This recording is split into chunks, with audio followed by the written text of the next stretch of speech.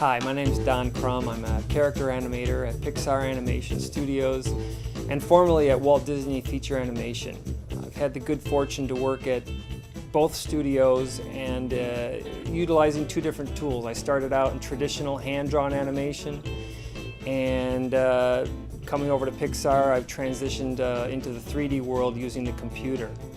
AnimGesture.com seems like an awesome tool that is available to anyone with internet access.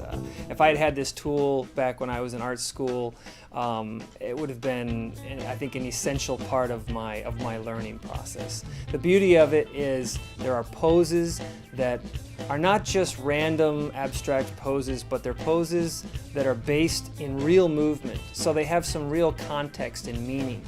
And when you can isolate these poses and draw them, you're going to begin to understand the mechanics of movement and all the essentials that are necessary to make a gesture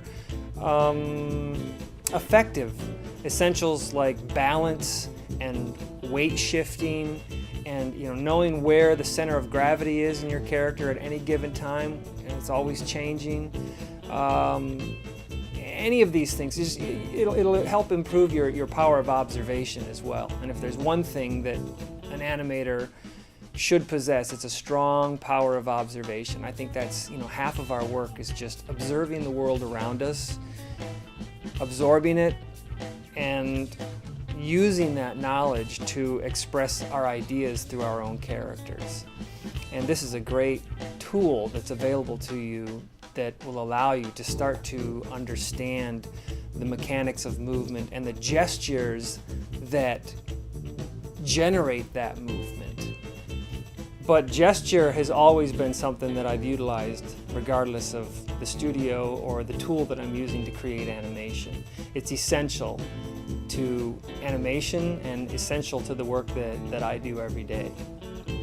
When I started working on the computer, I observed that there seems to be two different camps of animators. Some animators respond more to motion and they don't really see or feel what they're trying to express until they start to see things move. And then there's another camp of animators that kind of get their expression through the poses that they create in their character. And I think I fall into that camp a little bit more.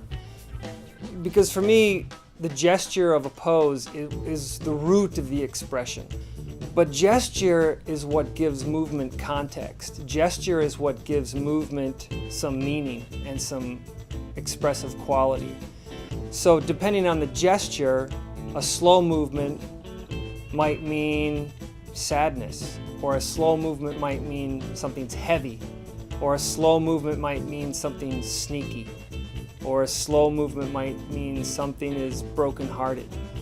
It's the gesture of the character that is expressing that. And it's also the gesture and that pose of the character that is justifying the action. It's the core of the action.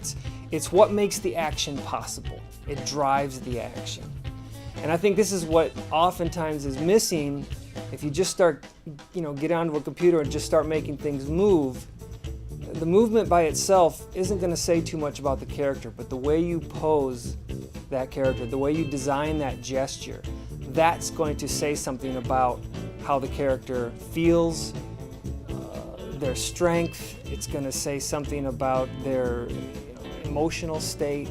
I think that's where the heart of the character really emerges. So I can't say enough about the power of gesture and understanding gesture and developing those skills to create gestures and manipulate them. It's not just enough to put one gesture down, but then to assess it and say, oh, this needs to be pushed a little farther, or those shoulders need to be dropped a little lower.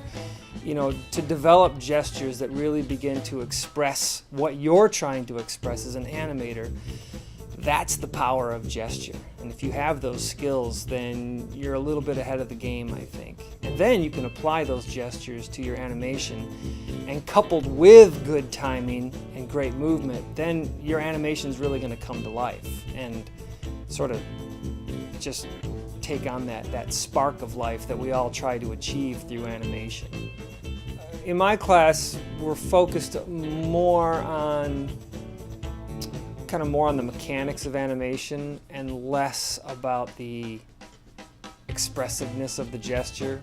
Although, you know, I am drawing over their stuff. Not so much to make a more aesthetically pleasing pose, but more of just a pose that has more function to it. You know, and there's value in that. And a pose that, or a gesture that is going to read clearly. That's the other thing that I think is important, is for your gestures to be able to read to the audience. Your audience should be able to look at your character and understand, you know, what they're thinking, doing, feeling, just by the way they carry themselves and present themselves, and the way the stance that they take. A lot comes through just through body language, as much, if not more so, than even the face itself, and definitely more so, in my opinion, than movement.